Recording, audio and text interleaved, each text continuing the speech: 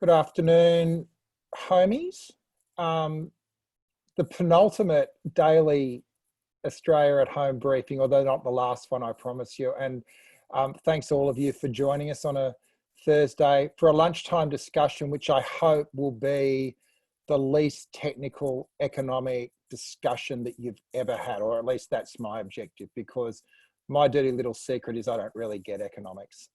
But we're lucky to have two people who really do get economics in Andrew Leigh, who's one of the fantastic front bench of federal Labor, and Danielle Wood, who's about to become the head honcho in waiting of the Grattan Institute. Before I introduce them to you, just want to pay my respects to the traditional owners of the land. I know we're around Australia, we're all on land that was never ceded. I'm on the land of the Gadigal people, the Eora Nation. I pay my respects to elders past, present and emerging, and join with all of you in just reflecting on the moment in history we're living through, where we're both trying to reconsider where we go as a nation, but also probably have an opportunity to come to terms yet again with where we've come from. So like I say, my dirty secret is I listen to the news every night. The finance seems to me like a weather report where I sort of hear these numbers and then I forget whether it's sunny or rainy the next day.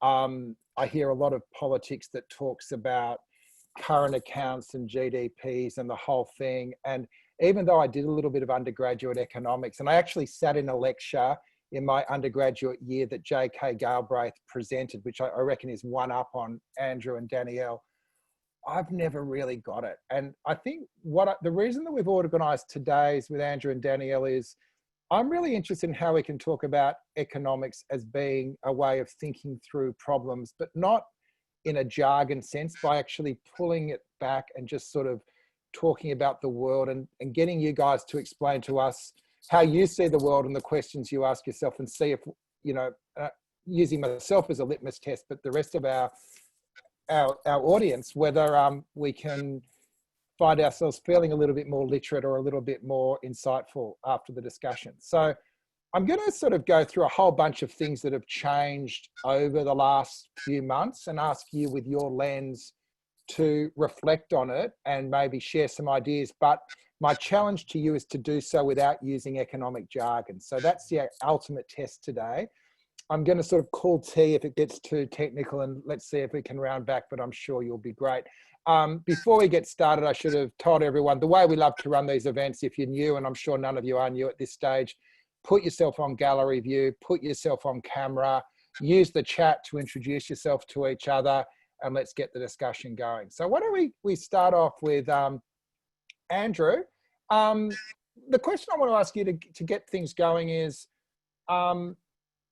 this has been a crazy quarter. Like, this has been a crazy 3 months. What have you learned about your discipline and both its potential and limitations through this period? Well, thanks, Peter, for having Danielle and I along today. It's great to be joining you from Ngunnawal land here in Canberra, and terrific to be joining Danielle, who, as you say, is about to take over running Australia's preeminent domestic policy think tank. I think we've learned very quickly that anyone who claims that government wasn't the solution, government was the problem, quickly found a rock to go and hide under. There's no one reciting that old Margaret Thatcher dictum that there's no such thing as society. Governments around the world, whether run by left-wingers or right-wingers, have decided that this was a moment in which there was a need for governments to step in to sustain employment and to sustain those employment relationships. There's really nobody in this debate that's saying that this is just a natural shock and we ought to let it cleanse the economy and sweep out the worst elements. That kind of crazy talk that sometimes comes about in retrospect hasn't been at all present among policymakers. 1 in 13 jobs have gone. If we measured unemployment the way the Americans measure it, it'd be somewhere in the order of 10% or maybe even a little higher. And in that environment, we've seen particular hits to the arts sector, where we lost a quarter of all jobs and waited until today for an arts sector rescue package. and in the hospitality sector, we've lost 1 in 3 jobs. And unusually, where the typical downturn has been a man session, this downturn has affected female jobs more than male jobs. Jeff Borland's just done some analysis showing that in the 1970s, 1980s and 1990s recession, almost all the jobs that went were male jobs. Male employment down about 5 percentage points in each of those slumps. And that's simply not true this time around, which really matters for how we think, Peter, about the policy response. You can't just go off the shelf and say, let's do what we normally do in a downturn. Let's stimulate the construction and manufacturing sectors. Now we need to think about that, but also about a much more female-friendly intervention to sustain those face-to-face service jobs. Hey, Danielle, one of the things that, I don't know if this is my pop economist, but the whole thing of Thatcher separating out society from the economy, it feels like it's a moment where if that ever did break and it was a dichotomy, it's kind of coming back together. I'm interested in your reflections on, it feels that the economy's in trouble, but the society's doing okay at the moment in Australia, and how you sort of think that through. Yeah, look, I mean, I think that was always a false dichotomy. I mean, the economy is people at the end of the day, so it's very much integrated within society. So yes, the economy has been in trouble. I mean, what we found is, you know, if we shut down essentially, you know, large sectors overnight, you know, people will lose jobs when people are feeling incredibly uncertain, and they stay home or they don't spend. You know, we lose jobs, we lose income growth for the economy. But as Andrew said, what we've seen is actually governments all around the world step up to counter that, because you know, we got there quite quickly in Australia. I'm pleased to say, you know, what we found is that, you know, if you just left that to happen, we would have seen, you know, people losing their jobs permanently, and we know that it has really long-term scarring effects. We would have seen businesses close their door, and a big hit to the productive capacity of the economy. You know, you can't just replace those businesses overnight. So the right response here was for government to craft solutions that kept people attached to their employers, that allowed businesses, even if they had to temporarily close their doors, to be there ready to open again on the other side. So, you know, I think actually that the design of the response here has been a really positive thing. And that, you know, essentially has, you know, we talked about hibernation. It was actually what was happening. You know, we essentially put parts of the economy on ice. Now we're starting to thaw them again. And that's coming back to life. So I think, you know, that the society element, you know, having government there in the background coming in to provide the support needed has meant that the whole thing has worked relatively well. Obviously, an incredibly difficult situation. You know, some businesses have closed, some people have lost their jobs, but it could have been far, far worse. Okay, so let's talk about jobs and the way that the economy values jobs at the moment. So, you know, I think, you know, traditionally we've had a bunch of professions that are valued very highly. We've had people working in business, and then we've had people working in sort of, I guess, services, the emergency services, particularly your nurses, your teachers, who are seen at a lower value by the economy. And then you've had people working in the hospitality and retail that are again seen at a lower, if you just go by the economy and how you set wages, there's been a priority of value. Have the economists got it wrong in terms of valuing the sort of work that has different values to it? And what do you do about that? Who would you? I don't know. I know it's a silly question, but I've been asking myself for ages. Like, why do we value jobs the way we do? Well, the wages are set by supply and demand, but that doesn't go to the inherent value of an occupation. As any of us who's ever really valued the services of an early childhood worker, a hairdresser, a church minister, a yoga instructor will know, they're occupations that are not paid particularly well, but are enormously important. You know, I think about ad executives and people who stack shelves at Woolworths. ad executives high status. You know, they enjoyed the resurgence of Mad Men and all of the frisson that came with that. But when the shutdown came, it turned out that the people stacking shelves at Woolworths were the real essential workers. So I hope that that prompts more of a rethink about how we treat those workers, particularly things like access to sick leave. So I worry that we're in an environment in which too many people are moving towards casual work in which they don't have sick leave. And that then means that some of the people who are doing the most face-to-face occupations, the occupations that we now know to be essential, don't have the benefits of sick leave.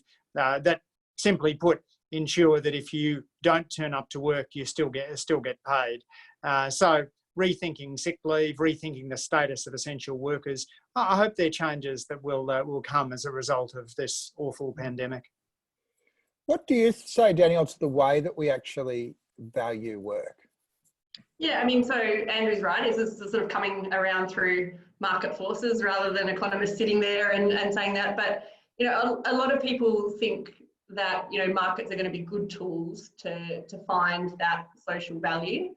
But aren't markets always constructs? Like, aren't markets created? So exactly. It's not just the market says a nurse is worth less than an advertising exec. Like, that's actually something that we've constructed, isn't it? Because yeah, and that's precisely the point I'm going to come to. Yeah. Is, you know, I think often, you know, probably bad economists, you know, do think of it in this very sort of objective sense, but you need to think about the context in which this is all happening. So, you know, employers are coming to it with values, the workers are coming with values. This is all happening within a certain power dynamic and structure. The institutions in which it's taking place will shape the outcomes. So there's a lot of reasons why we end up with the set of wages that we have. I mean, so just to give you one example, when we look at gender pay gap, often people say, well, that's because women are disproportionately in low paid industries. But what researchers find is when they pull it apart and you look at industries that become more masculine or more feminine over time, the wages actually move. So the more women in an industry, the lower paid it is. So, you know, there's things that are sitting behind these market dynamics that are leading to those outcomes. That unfortunately means it's very difficult to shift. So you have to start thinking about institutional structures and things along that line. There are things that government can do, and Andrew's pointed to sick leave as one example. I think that's a good one. Where these people are employed by government, as nurses and teachers are, there is obviously scope for government to address some of these issues directly through deciding to pay these people more. And then there's other sort of institutional ways you can get at it. So things like fair pay cases through the Fair Work Commission. You know, are childcare workers actually unfairly paid because it is a feminised industry? And should they be rewarded more if we compared them to people doing comparable work in other sectors? Yeah, there was always the other aspect to this isn't just thinking about differences between jobs, it's also thinking about the difference between labour and capital. So if we look at the labour market, we've seen a doubling of unemployment if we include those working 0 hours. But if we look at the stock market, the impact is much smaller. It was down a third at the worst, but now it's only down about a quarter, a fifth, and depending on which country you look to. If you look at the property market's held up fairly solidly. So owners of assets have come through this much better than workers in fragile jobs, which is just another way in which the pandemic could increase inequality in Australia. Not to mention the huge disparity in what's happened with schooling shutdowns. We had to have those schooling shutdowns, but they've really exacerbated the learning gap, which could turn into an earning gap later in the career if we don't do something about it. Can I just jump in on that earning? Yeah, go for it. You guys know more than me. Sorry, Andrew and I just feel. Yeah, it's good. So the Grattan's done some work on this, and this goes, you know, I just want to tie it back with something that Andrew said before about the nature of this recession being the she session. And that's exactly right. You know, this has hit women disproportionately hard, partly because they've been at the front line of job losses, but also because they took the lion's share of managing remote learning. So when we think about policies to help stimulate the economy on the other side, one that we've talked about at Grattan, which I think is really good because it hits both of those things, is rolling out additional tutoring to help disadvantaged students that have fallen behind during this period of remote learning catch up. So that addresses that point about the students falling behind. It also, when you look at the sort of jobs it would create, this is going to be people graduating from teaching degrees or other degrees. We know that young people are disproportionately hit by this pandemic, probably also going to be disproportionately women. So you're really killing two birds with one stone there. We're getting government money into the economy, we're creating jobs for the groups that have suffered badly, and we're addressing an area of pressing social need. Yeah, so I think those are the kind of policy responses we need to see more of. That's a really interesting thought, isn't it? That we traditionally say that when you come out, government stimulates by building stuff, and I get, why you do, but is there an argument that the stimulus should go into the caring professions this time, to sort of change that dynamic? And if you look at where there's already job shortages, it's in areas like aged care, and it's in areas like early learning and disability services. Well, there's a massive shortfall in staff. So is that a place that you can sort of think stimulus the same way as it's kind of easy to think stimulus, you'll buy a new road, but can you talk stimulus in a caring economy as well? Absolutely. And you think about the impact on charities. Charities are suffering this perfect storm right now where donations are down, volunteering is down, but demand is up. So now's the time that you'd like to see a government which was stepping up to assist many of the charities, whether that's food banks, emergency relief services, whether it's organisations that just hold the social fabric together in a time in which we're going through the worst economic downturn since the Great Depression. And again, charity workers, disproportionately women, so there you're addressing the hit to the labour market, which has been disproportionately on female workers. What do you reckon, Danielle? Yeah, so absolutely. So look, I think probably stimulus should be a mix of those things. There are a lot of jobs in construction, and that's got good economic multipliers. So putting money into that sector is not a bad thing, particularly if you're doing it to build something useful like social housing. But I think we should be thinking about money going into the caring professions as well. Those are the areas where we know we're going to need to create jobs in the future. And they're areas that have been hit disproportionately hard by this. So that is a good piece of government. Alice has made a great point in the chat that at the moment, JobKeeper and JobSeeker have also been stimulus. Is there an argument to maintain, or at least not go back to the old rate of New Start, not just because it's the right thing to do, but because it is a form of stimulus? People that receive those support are going to be spending the lion's share of that in the economy. Is that a stimulus measure? Well, sure. Yeah, so yes, I mean, but stimulus, we normally think of it as a sort of a temporary payment, whereas this would be permanent, but absolutely, those people are going to spend the money. And I think, the other economic argument for it is that payment has been so low, so devastatingly low, that has actually been a barrier to people finding a job. When you're actually, skipping meals, wondering how you're going to pay your rent, you're not necessarily in the headspace for a job interview. It's got to the point where it's actually counterproductive in terms of what we're trying to do, which is, actually get people to the point where they're out there and ready to find another job. So yes, that should be very high on the list of things government do on the other side of this. I don't think it will stay where it is at the moment, but I think it should stabilise at a significantly higher level. Do you want to say anything on that, Andrew, or else I'll go to the room for some questions? Well, I was going to say, Peter, the other essential thing we should be thinking about at the moment is how do we find policies which are both good in terms of supporting demand right now, but also add to the productive capacity of the economy in the future. And a natural one in that is education. The biggest cost of education isn't the tuition you pay, it's the earnings you forego. And when your potential earnings are zero because there's no jobs around, it's the ideal time to be studying. So in the early 90s recession, we saw a massive uptick in the year 12 completion rate, going from about half to about 80% in just a couple of years. And that was because young people rationally realised there was no point being a 15-year-old school leaver in the 90s recession. We're a generation on now, and the equivalent to finishing year 12 is going to university. So it's crazy not to be opening up university places to people who would be able to study and who, if we didn't provide that place, would be receiving unemployment benefits. That's not good for them, and it's not good for the productive capacity of the economy, which, as we know, will only become more technological and will demand a higher level of skills. So anyone who's got the smarts to go to university should have a place there waiting for them. And I'd love to see more of those places being created through a government which wasn't waging the culture wars against the humanities, but was instead allowing people to study the courses that take their passions.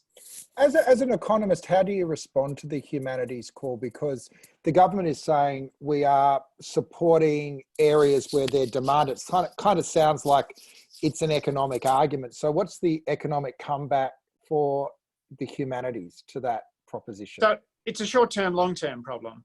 What they're doing is they're looking at short-term wages. And in your 20s, when you do a narrow degree, you earn the highest wages immediately after graduation.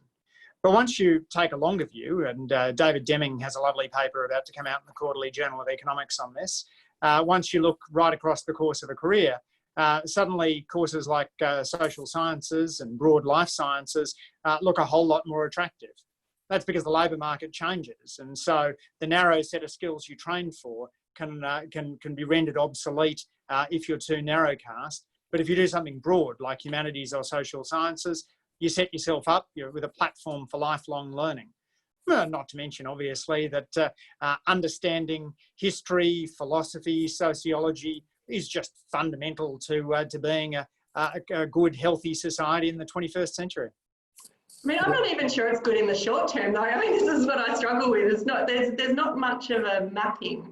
You know, if they say this is about, you know, prioritising those degrees to make people job ready, there's not a very good overlap between the employment statistics, the graduate employment outcomes, and the decisions they've made around funding. So yes, there are some STEM subjects that have really strong outcomes for graduates, like engineering and IT to a lesser extent. Some of the health professions like nursing have really good graduate outcomes, but you know, economics has really great graduate outcomes, and we're desperate to get more people in. That's one of the degrees they're now discouraging. You know, some of the sciences like biology actually don't have particularly good graduate outcomes. So it looked to me like even if they were just focusing on that short-term metric, which as Andrew said is probably not the right thing to focus on, it was a very blunt tool to get there. Hey, we're going to go and take some questions from the room because there's been a lively discussion going on in chat. I'm going to call Paul up first if you're happy to come on mic, Paul. Yeah. Hey. Okay, the question I have is, I guess, what do the speakers think of whether the current slowdown will lead to an increased tolerance for ideas like degrowth or growth agnosticism, as Kate Raworth called it, this idea that you can sort of build your economy to cope with a lower rate of growth than we've expected of the economy in the past? So I think we're having a pretty quick real-world test of that, Paul, right now, where the world economy is shrinking for the first time in a generation. And if you were to measure average levels of happiness around the world, you wouldn't detect a great degree of pleasure among most people in the world for that. Extreme poverty, meaning the share of people on less than $2 a day, is sitting around 700 million. And the World Bank forecasts that it could go to more than 1 billion people. So that means you're talking about a couple of 100 million people who will go to bed hungry every night. It'll have impacts on infant mortality. It'll have impacts on the spread of other diseases like tuberculosis and malaria. This pandemic is killing directly, but the growth collapse will also kill indirectly. And if you look at advanced countries like ours, I don't see any evidence that people are happier when their incomes stagnate. Indeed, rising living standards have been one of the central reasons why we've seen rising levels of happiness in many countries and lower levels of suffering, things like experiencing physical pain. Growth doesn't guarantee fairness. We need to fight for equality alongside it. but it creates the potential for redistribution, for being more generous to those here and abroad. Whether you want to build more roads, whether you want to increase the level of New Start / JobKeeper, whether you want to provide more foreign aid, or whether you want to provide tax cuts, all of those things become easier with growth and harder when you go into stagnation. But what I don't get, and maybe you can help me here, Danielle, is that this idea that for a company to be a good company, it needs to keep growing by 10% or a certain percent every year. Can't you just have good companies that just do what they do and keep doing? And they're the ones that they're not delivering the growth that you need to grow the economy. And it feels like sometimes you're making things that work well have to pedal harder just to prove they're worth existing. Look, I mean, I think if you're talking about it at a macro sense, which is where Andrew was going to, I mean, it is the growth that creates the new jobs, that creates the improvement in living standards. And we have had very significant improvement in living standards. You know, if you compare someone living now compared to the 70s or 80s, you know, material living standards have moved up significantly. But it's not just about the stuff you can buy, as Andrew says. It's about, you know, being able to support all the other social infrastructure that we value. So putting money into environmental protection or social security or all of those things come about through growth. So, you know, that actually drives a better life. This is why, you know, each generation has been better off than the one that goes before, not just in terms of stuff, but in terms of health, in terms of education outcomes, etc. So, you know, you're probably getting a very economist answer here for that one, Paul, I'm afraid, but, you know, I'm very much in the pro-growth, but not just because of the material stuff, all the other things that go with it. Can you guys help me with one more thing? A term I've never actually understood, which is productivity. So this magic genie that we grow just by being more productive. So I think for those that are in work at the moment, sort of through this process, we've felt more productive than ever, but it's just been to keep things going. So how does productivity, not using any economic jargon, lead to growth? Productivity is just how much you produce per person per hour. So if you think back to somebody who was operating in an office of the 1950s, they were less productive because the office might not have had air conditioning in summer, and so they couldn't pay attention in the afternoons because they had to get things typed by someone else rather than simply entering them into a computer. Because when they wanted to communicate with somebody in the other side of town, they needed to walk the document over rather than just send it by email. And you look at what a carpenter these days can produce using mechanised tools, compare it to the hand tools of the 1900s, and they're producing more stuff per hour. And productivity is essentially the main source of growth in living standards and the source of the growth in wages. It doesn't guarantee that we're going to have wages increasing, and indeed there's been a divergence between productivity growth and wage growth over the course of the last 7 years or so. But it creates the potential for higher living standards. And so when you've got more technology and when you've got an economy that is open to more investment, you're able to make people more productive. I think we're going to find some interesting ways of doing that during this crisis. I have a particular bugbear against open plan offices. Every time I look at the research on open plan offices, it suggests to me that people in open plan just get distracted, that it doesn't add to teamwork, but you end up with people just donning their noise-cancelling headphones and bunkering down to the exclusion of their co-workers. So I think there is a potential move either back to offices or towards teleworking. Yeah. And we've probably moved a decade ahead on teleworking as a result of the pandemic. I think many more people will be working a day or two from home during the week because workplaces have now figured out that actually engaging online, like we're doing now, isn't exactly as good as being in the room, but might get you 70% of the way there, which, if the alternative is a long commute, could well make you more productive. You've jumped into the next topic that I wanted to spend some time on, Andrew. So I'm going to put a few of the questions that we had on hold because I'm really interested in this. From an economist perspective, what is the risk and reward of this shift that we're moving to in terms of those of us lucky enough to have work, particularly in the sort of, I guess what Reich used to call the symbolic analysts, like people that sort of do thinking and sharing ideas for a living. If we can do all of it like this, what does that do to the economics of a city, Danielle? And there's going to be a huge cost, isn't there? Yeah, it's a super interesting question. And I think, so if that is right, that this leads to long-term change in working patterns for that, 40% or so of people that can work remotely. So if it leads to a world where, either we don't go into the office at all or we only go in 3 days a week or whatever it is, I think we'll see a shift in demand for wanting more space in our homes. So the home office just became really valuable, and less commercial office space.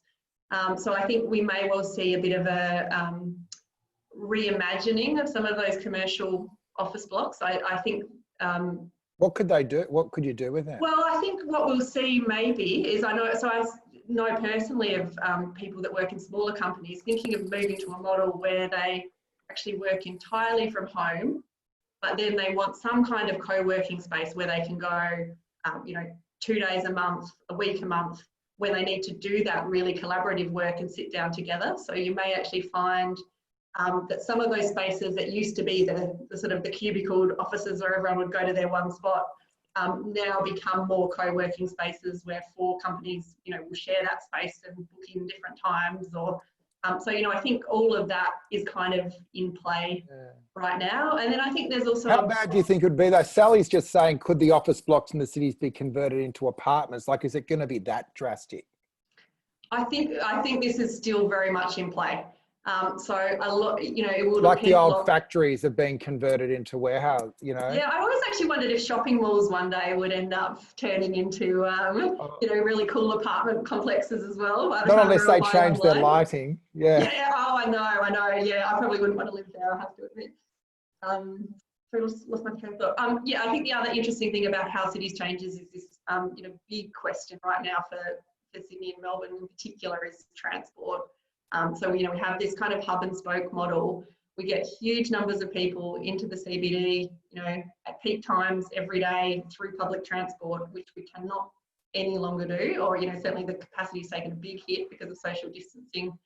So that's going to change a lot, I think, and there's going to be a much more of a shift to active transport, particularly cycling.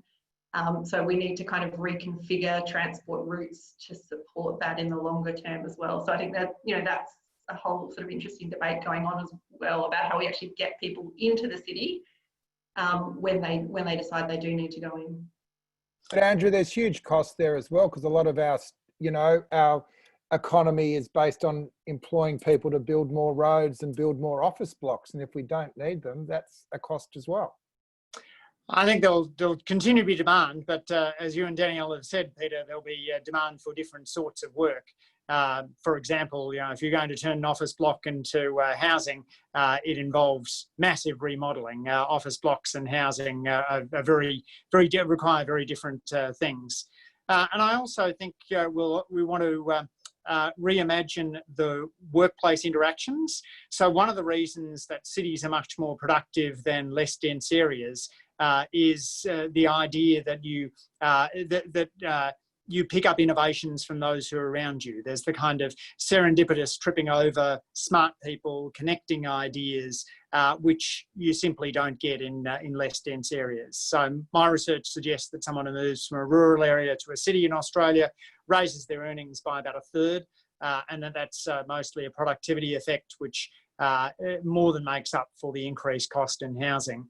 How do we ensure that we get those benefits of ideas exchange in a world in which more people are working from home? We haven't quite worked out how to do the serendipitous water cooler photocopier conversation via Zoom, but that'll be one of the next challenges. It kind of feels I think that's super interesting. And I just wanted to say one thing that we've been doing at Grattan is we have our normal meetings via Zoom, but then we also have team coffee. which is, you know, you're not going in with an agenda, you're going in just to kind of chew the fat, and you might, so you're sort of having to schedule the serendipity in a way, which just sounds a bit contradictory, but you know, this is what businesses will do. They'll have to find ways in which they can recreate those benefits virtually.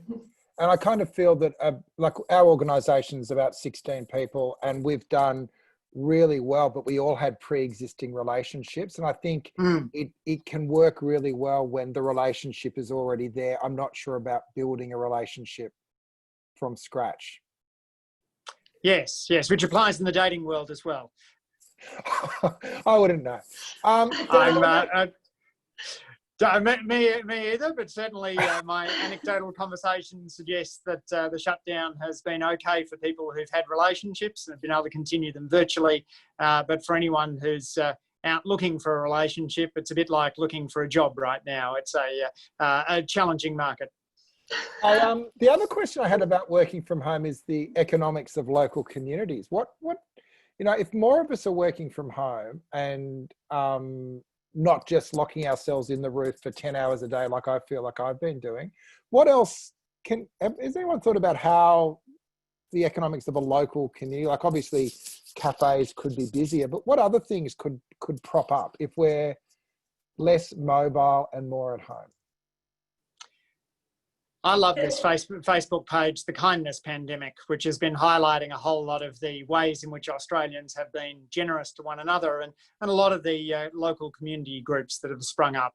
My wife, Grattan, and I sent a flyer around our local street when the pandemic hit, offering help to others. And what was curious is we didn't end up providing very much help, but we ended up providing a lot of social connections. People were just happy to be linked in a local street Facebook group. And so you've got a lot of these sort of mutual aid sharing groups that are springing up. And all of that becomes a little bit easier when people aren't quite so time crunched by commuting. Robert Putnam, who is one of my professors at Harvard, once said that commuting is one of the greatest enemies of social capital. It's very hard to be connected with others when you're spending a couple of hours a day in a metal box getting angry at the other people in metal boxes around you. It's much easier if you're at home, walking around on public transport, catching the bike. You're just at a much more human level for those interactions. So I do think we've got to have a civic renaissance in Australia, and the pandemic may unexpectedly provide ways of getting those civil society groups more active than they've been. So that seems to be a non-economic. This might be where my blockage of what economics is, but it seems to be there's no money in that exchange. So in our first year classes, we teach people that economics is about maximising happiness or well-being. Anyone who tells you economics is about maximising money has got rocks in their head. So where are you with the Bhutanese sort of happiness index? Is that something that should be part of our sort of our framework? I think Jacinta Ardern has been talking about well-being budgets as part of the input into your sort of social planning. I'm not going to use the word economic there. Like, is that just sort of fluff, Danielle, or is there something that can create actionable insights that make a society work better and by implication an economy work better? Yeah, so look, I mean, it depends on how it's done essentially. So, you know, people have gravitated towards GDP as a sort of a standard of living measure because it's just stuff we can measure and we put a number on it. But, you know, any economist will tell you GDP is not equal to welfare or well-being, as Andrew has said. So, you know, what they've done in New Zealand, which I think is really interesting, is to say, well, you know, what are the other inputs to a good life? And they focused on things like community connections, housing. You know, they've picked, I think, about 7 different indicators. And when they pull together their budget proposals, they're actually looking at the impact of those things on the different indicators that they've said they care about. And, you know, I think they have actually they've integrated it into their decision making in a really effective way over there. So I was over in New Zealand a couple of years ago when they were coming around to introducing this. And their finance minister, who's like their treasurer, stood up and spoke, and he was speaking to a group of public servants that I was also there to talk to. And he sent them a very clear signal, you know, that you needed to think about these indicators when you're putting forward proposals. you know, you're not just talking about the impact on the bottom line or the economic multiplier. You know, you need to be thinking about how it's impacting these different measures of living standards. So I think if it's embraced by decision makers, policy makers in that way, then it does actually change the mindset and making sure that you're picking up on those things that aren't captured in the narrow GDP measure. So say they picked up something, so it sounds like really good PR, feel good stuff, but does it change the way you'd construct a budget or change the way the global markets would look at you? And I guess particularly after we've seen the failure of countries that don't have strong institutions, like I guess going back to economics, are we going to look at the value of a national economy differently after this? Look, I'm not sure if it's going to fundamentally change the way investors assess, you know, whether they lend to New Zealand or not. But I would say that, you know, having a strong set of institutions and a strong society, you know, is got to be a good thing from an institutional perspective. So, you know, I think investors will increasingly look for that. I mean, what we get a good sense looking overseas and looking at what's going on in the US, you know, in a crisis, you know, how important having, you know, good institutions, good government, and a, you know, cohesive society actually is. Andrew? Yes, I think it's made a difference. Jacinda Ardern is not only the leader, but also the Minister for Child Poverty Reduction. And that's a target that New Zealand has agreed to regularly report on. We put in place a wellbeing framework within Treasury, which goes back to the start of the millennium, but it hasn't really had the focus it needed. When Ken Henry was Secretary of Treasury, it had greater prominence. He was interested in a lot of the capability approach that Amartya Sen has engaged in, and looking more broadly at well-being. You know, I think about the changes, the two big changes that have occurred since I was born in 1972. Real incomes per person have doubled. Life expectancy has increased by a decade. I think if I could only have one of those, which would I want? Twice the income or 10 more years of life. I'd take 10 more years of life, and my guess is that most people on this call would make the same decision. So just to look at money does miss some of the big benefits.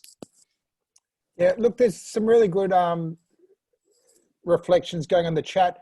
I don't know if Stephanie can step up. She seems to know more about the notion of a wellbeing budget than I do. But have you got a question or a comment there, Stephanie? Here we go. Otherwise, I'm going to have to read it out. Hannah's trying to unmute you even as we speak. This is the awkward moment when we try to get audience engagement. Hi, Stephanie. Yeah, hi. Yes, I'm thinking that that Philip Lawn, a lecturer locally here in Adelaide, has a very good handle on the genuine progress indicator, which takes into account all the aspects of a society rather than the hardline GDP, which measures stuff and money and economics for an economy rather than a society. And I just think that we can't continue in that way. I'm a fairly green person, and I did my footprint, and if I don't do away with my present car and minimise it, I'm still 2.4 of a planet. I need 2.4 planets, even with everything I'm doing. So I just think we need to change that whole GDP stuff around. Look at society. I mean, the entertainment industry employs far more people than the coal industry, and yet the government thinks that's just people playing around. That's nice, for extra time and hobby, but it's a huge employer. It's a huge entree to trade overseas. It's soft diplomacy. It's so many things. And yet it's completely stamped out as that's just for when you got time to play around. So I just think we're heading in completely the wrong direction. And if we don't turn it around and start doing something quite radically different, we're just going to end up with a very big mess coming out of COVID. Yeah, Danielle, what's your sense of is this an opportunity for a reload and a rethink, or do you feel that we're still going to be ending up back where we started, just saying that we're in a really bad economic situation, so we've got to do what we've always done again? Look, I've been fluctuating on this daily, I think. I think early on in the pandemic, everyone was sort of like, this changes everything. We're going to have to seriously rethink. But increasingly, I sort of realised that, I don't think that I've heard anyone say that COVID has fundamentally changed their position on a topic. They think that it means that whatever they believe should be put in place, but I don't think it's changed too many people's minds. But on that, maybe the Prime Minister who's worked out that governing to the centre gets him 70% approval. That's true. Yep, and that is something I think that has changed, is that we've seen a degree of pragmatism and reward for that.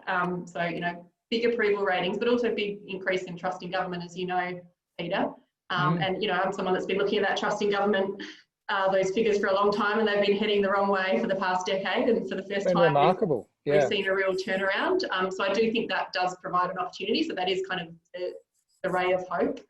And I think, on the environment stuff that Stephanie's raising, I think COVID is an interesting opportunity to have a conversation, particularly around climate change and climate change policy. And because I think, what we've seen is that we are willing to actually bear a pretty significant economic cost to save lives now. Look after each other. Yeah. Yep. And, when you're talking about real climate action, you're talking about a much smaller economic cost. It doesn't have to be huge in terms of people's living standards, for a huge benefit both to lives now and the future.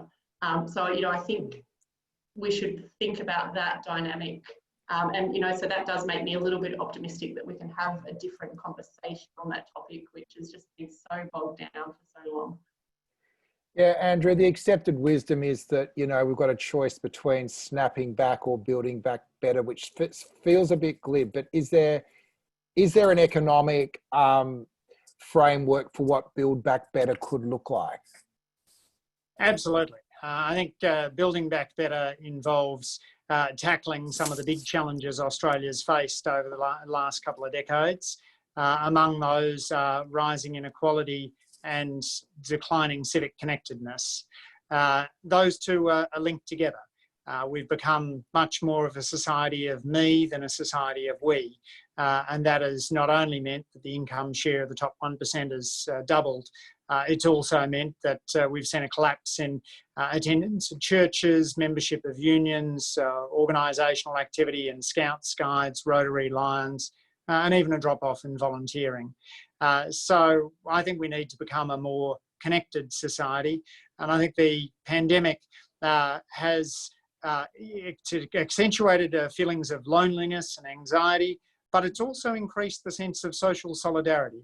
So it's a moment in which I think we can grab some of that sense that the bonds between us really do have inherent value, and that's what social capital is, in order to create a society with a stronger sense of communal value.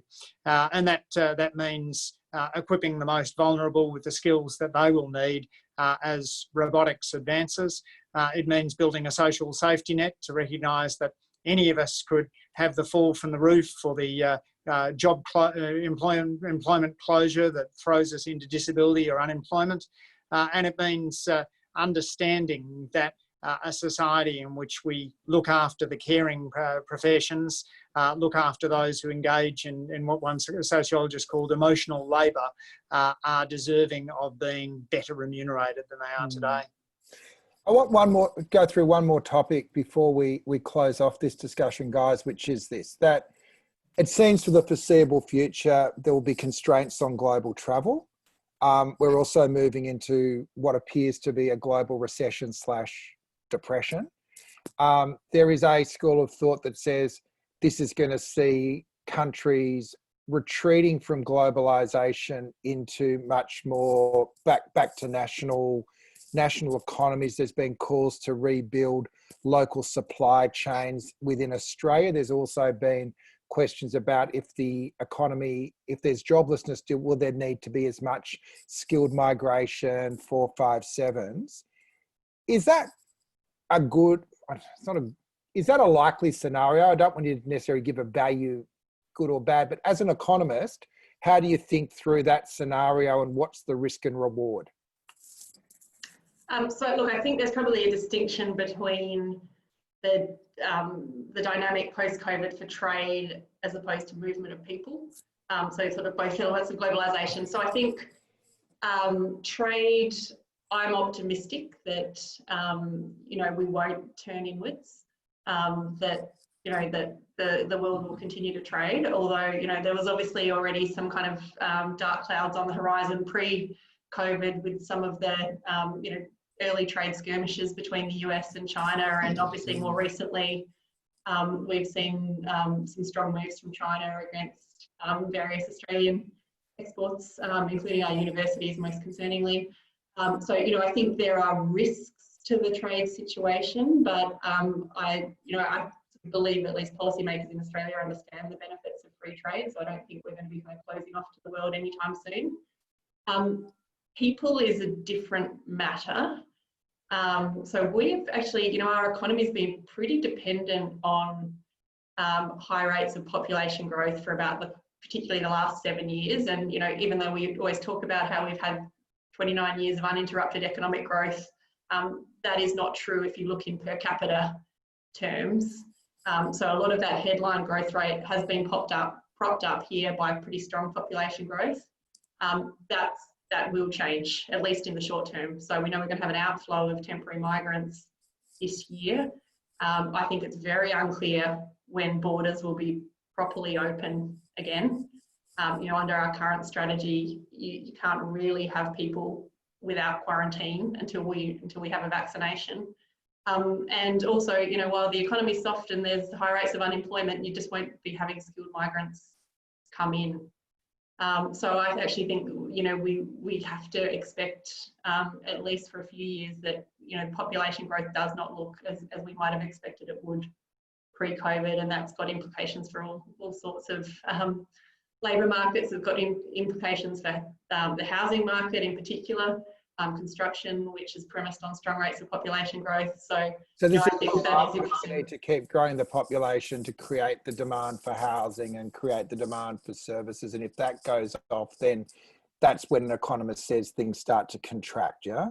Well, yeah, I mean, and, you know, most economists would say, you know, you should always be focusing on the per capita story. Yeah. But, you know, we do spend a lot of time talking about headline growth rates, and, you know, population growth has propped that up. So one last question, I'm going to go to Andrew. If there's less growth, but that, and so we have less money, but the money that we have less of is being spent on conspicuous consumption, restaurants, you know, going out, that sort of thing.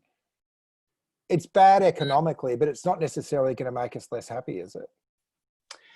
Certainly there's bad and good, better and worse ways of spending money, as anyone who's woken up with a headache in the morning wondering why their wallet looks empty will know. But I think in general, a hit to people's incomes means a hit to their happiness, because it affects your potential to do the things that you love, to give the kids the opportunities that you want them to have. So every bit of research that I've seen suggests that the relationship between incomes and happiness is a pretty tight one. Across countries, for example, the relationship between per capita GDP and happiness is 0.8, as Betsy Stevenson and Justin Wolfers have estimated, which is about as high as you get on these sorts of correlations. So I am worried about people's well-being, and I don't think that a disconnection from work is going to make people happier. Indeed, some work that Nick Carroll at the ANU did a while back suggested that for someone who loses their job, the hit to their happiness is like an $80,000 drop in income. So aside from losing the money, it's the sense of dignity and well-being that comes with losing a job. That's why I'm worried about suggestions that we should just give up on the world of work and go to a universal basic income and tolerate high levels of joblessness. I don't look around the world and see countries being happier when they have higher levels of joblessness. They seem to be sadder. So I think employment does need to be a priority. Indeed, I'd prioritise full employment, which according to the Reserve Bank isn't the 5% we had at the start of the year. It's something much closer to 4%. That would mean that we had more people in work, and that those who are in work under full employment are some of the most vulnerable. You want to get people with disabilities, Indigenous Australians, people with less skills into the labour market. You've got to get that unemployment rate down to 4% or lower. And that's the point at which you finally start to get wage growth. So that for me is one of the big priorities in next year, ensuring that there are jobs available for people who want them is fundamental to a happy society and to a strong society. And inevitably, Danielle, just winding up, that just won't happen. We need government. If government's got us through this part of the crisis, we're really going to need government to do more than just sort of loosen the red tape and the green tape to make that happen, aren't we? Absolutely. And with a sort of downturn of this nature, particularly after those JobKeeper and JobSeeker supports come off at the end of September, there will be a big hole in demand.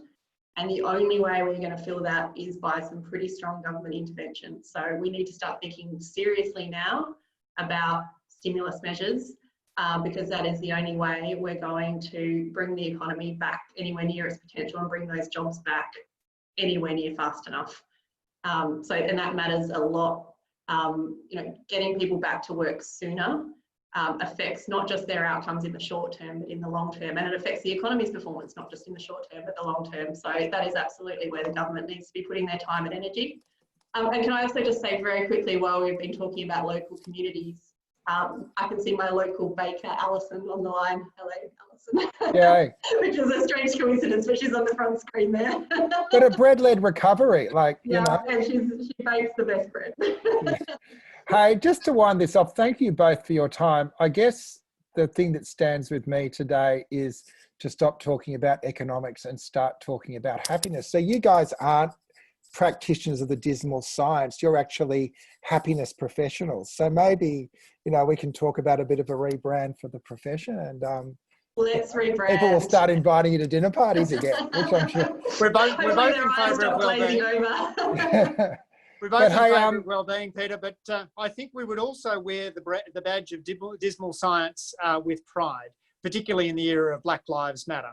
Economists were called dismal scientists because of the so-called dismal idea that people of different races were equal.